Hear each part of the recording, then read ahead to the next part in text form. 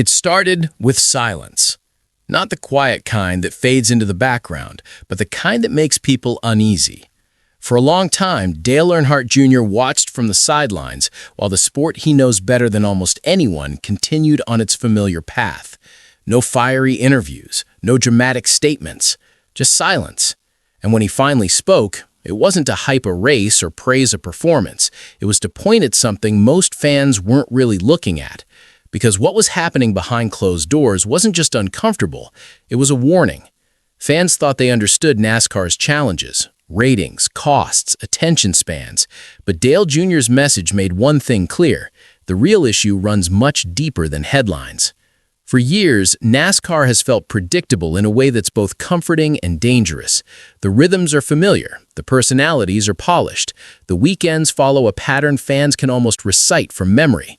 And then suddenly, something shows up that doesn't fit that pattern at all.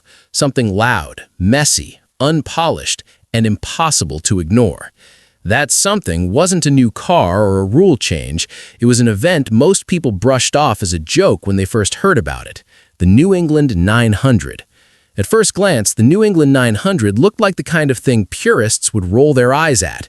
Crown Victoria cars instead of sleek, purpose-built machines.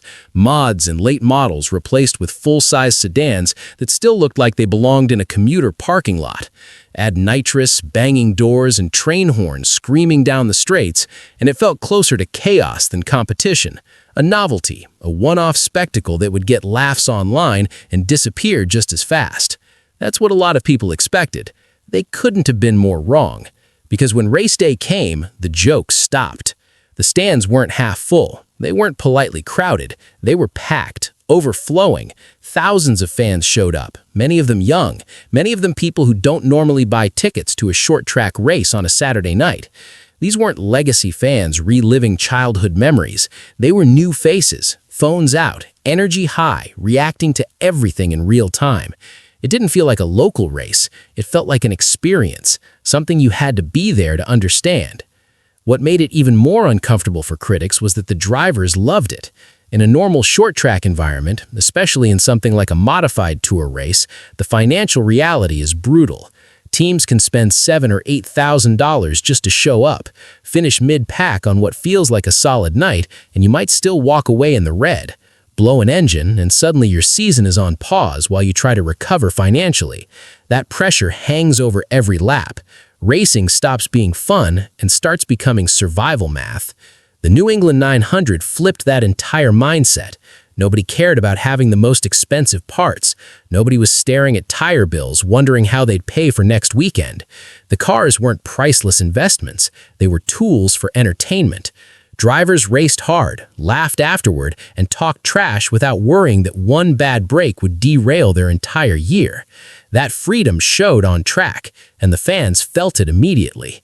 That's the moment the conversation shifted, and it's also when Dale Jr. stopped being a silent observer. He didn't jump online just to congratulate anyone or ride the hype wave. He started asking uncomfortable questions. Why did this work so well? Why were these stands full when so many traditional races struggle? Why did this event feel alive in a way that's becoming rare? And more importantly, why was the sport so hesitant to admit what the fans were clearly responding to? Dale Jr. reminded people of something NASCAR used to understand instinctively. The sport was never just about lap times and engineering. It was about people, characters, villains you loved to hate, and heroes you'd defend like family. In the 70s, 80s, and 90s, cars weren't anonymous. They were extensions of the drivers' identities. Fans didn't just watch races. They felt invested in them. They argued, booed, cheered, and carried those emotions into the week. That energy didn't disappear because racing got worse. It faded because the show did.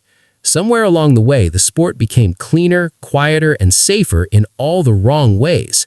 Personalities were smoothed out. Risks were minimized. Emotion was treated like a liability instead of the fuel that once packed grandstands. And then an event with train horns and Crown Victoria shows up and reminds everyone what engagement actually looks like. That alone would have been enough to spark debate, but then the rumors started. And not the throwaway kind that die in comment sections. Real conversations, whispered louder each week about a major manufacturer possibly returning to NASCAR's Truck Series, Ram. Nothing signed, nothing announced, but enough smoke to make people pay attention. If it happens, it would mean a fourth manufacturer entering a series long dominated by Ford, Chevrolet, and Toyota. More competition, more money, more storylines. And tied into those rumors, one name kept resurfacing: Cleetus McFarland. That's where things start to feel truly uncomfortable for traditionalists. Cleetus isn't a NASCAR lifer molded by the system. He's a content creator who built a massive following by doing motorsports differently. Loud events, behind-the-scenes access, no filters, no polished corporate messaging. To some, that makes him an outsider. To others, it makes him exactly what the sport has been missing. There's been plenty of buzz online suggesting he could be involved if Ram makes a move, as a driver, a promoter, a marketing centerpiece, or something NASCAR hasn't quite figured out how to label yet. None of it confirmed, all of it fascinating, because pairing a massive brand with someone who knows how to pull millions of eyeballs into motorsports content would instantly shake the landscape. The hesitation is obvious. NASCAR has never been great at sharing control. Teams, sponsors, and officials are used to clear hierarchies and carefully managed images. A YouTuber with a camera crew and a talent for chaos doesn't fit neatly into that system. But ignoring him doesn't make the audience he brings disappear. It just pushes them further outside the tent. And if Cleetus did step into the Truck Series, even part-time, it wouldn't be a gimmick. That schedule is a grind. 25 races across half-mile bull rings, massive speedways, road courses, and dirt. It's expensive, exhausting, demanding. Even dipping a toe into that world puts a brand on the line. One bad showing and critics will pounce. One mistake and the novelty label comes out fast. But the upside is impossible to ignore. Cleetus doesn't just show races, he tells stories. He brings fans into the garage, the shop, the planning, and the aftermath.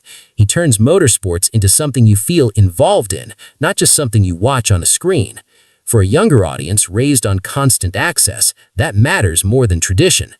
And this is where Dale Jr.'s warning lands hardest. NASCAR can't afford to keep treating entertainment like a side effect. It has to be intentional. The sport doesn't survive on engineering alone. It survives on emotion, on moments people talk about Monday morning, on characters who make fans choose sides. The New England 900 wasn't a threat to racing's purity. It was proof that the appetite is still there. Short tracks across the country have been struggling, not because the racing is bad, but because the experience feels hollow.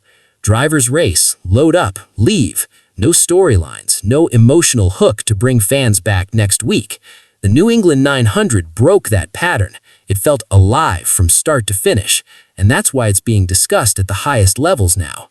The real question isn't whether Ram returns or whether Cleetus races a truck. It's what happens if NASCAR chooses comfort over momentum. What happens if this moment gets labeled a distraction instead of an opportunity? That's the risk Dale Jr. is pointing at. He's not attacking the sport. He's protecting it, because he knows better than anyone that without fans, none of this matters. You can have the smartest engineers, the fastest cars, the biggest sponsors, but if the stands are empty and the audience is disengaged, the foundation cracks. Fans want unpredictability. They want drama. They want stories that feel bigger than the rulebook. That's what made people fall in love with racing in the first place. This was never about one event. It was never about one influencer. It's about whether NASCAR remembers what made it powerful.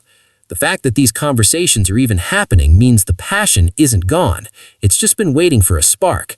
And whether the sport chooses to fan that flame or smother it might decide what the next decade looks like. So now the silence is broken. Dale Jr. has spoken, not with outrage, but with urgency.